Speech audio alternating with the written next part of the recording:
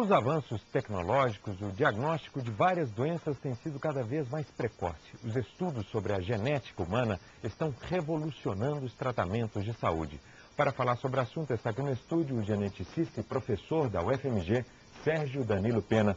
Professor Sérgio, que ideia a gente poderia dar para as pessoas sobre as descobertas genéticas dos últimos anos se compararmos com a tradicional medicina?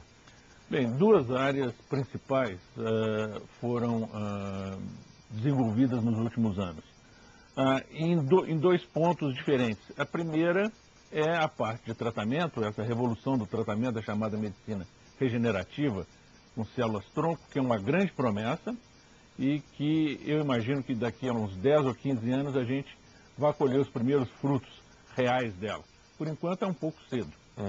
A segunda é a chamada medicina preditiva, ou medicina personalizada. E o que vem ser isso? Isso vem ser você estudar a constituição, o mapa genético da pessoa e mapear as predisposições daquela pessoa ao desenvolvimento de doenças comuns. Então, agora a genética, ao invés de lidar com doenças genéticas que são raras, vai lidar com as doenças comuns. Sim. Câncer, hipertensão, diabetes, coronariopatia, etc.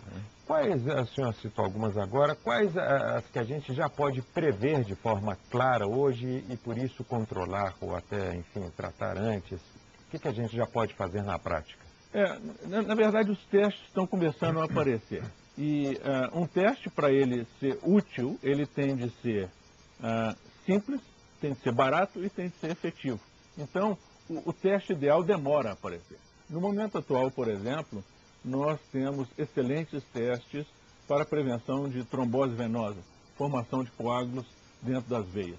Isso é algo que está emergindo como importante. Sim. Tem a chamada síndrome da classe econômica, né? As pessoas em voos prolongados. Sim. E agora saiu uma notícia há 2 ou 3 dias de que pessoas que passam muito tempo no computador também têm uma chance maior de desenvolver uma trombose, a formação de coágulos nos membros inferiores, e esse coágulo pode se desprender e ir para o pulmão, e aí se é uma embolia pulmonar, é uma coisa grave.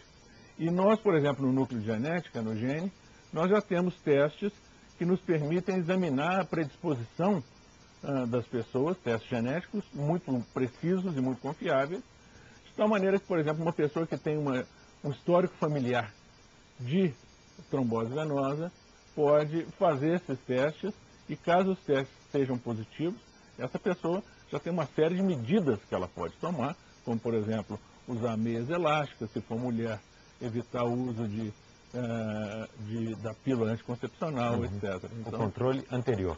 A ideia da medicina preditiva é exatamente essa, é você diagnosticar a predisposição, de tal maneira que, modificando o estilo de vida da pessoa, você impeça a doença de aparecer.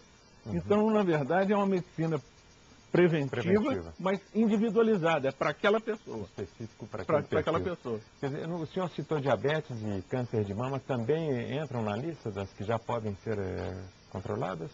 Diabetes nós não temos bons testes. Câncer de mama, por exemplo, 95% dos cânceres de mama não são familiares nem genéticos. 5% são.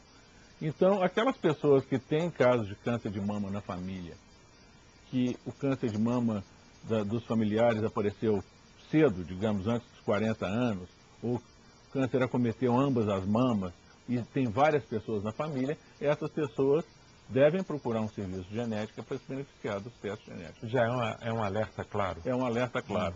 Da mesma maneira para o câncer do intestino grosso, né? O câncer coloretal. Ele, em 5% dos casos, ele tem uma herança genética clara.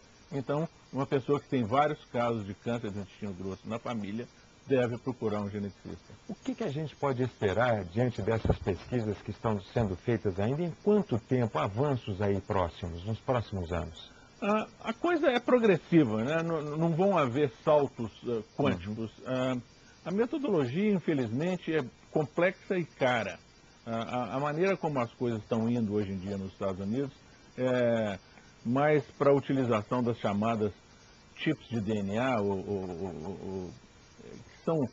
que dependem de um equipamento caro, complexo, tal maneira que eu imagino que a incorporação disso na medicina, por exemplo, brasileira, não vai ocorrer de uma maneira maciça antes de 10, 15 anos.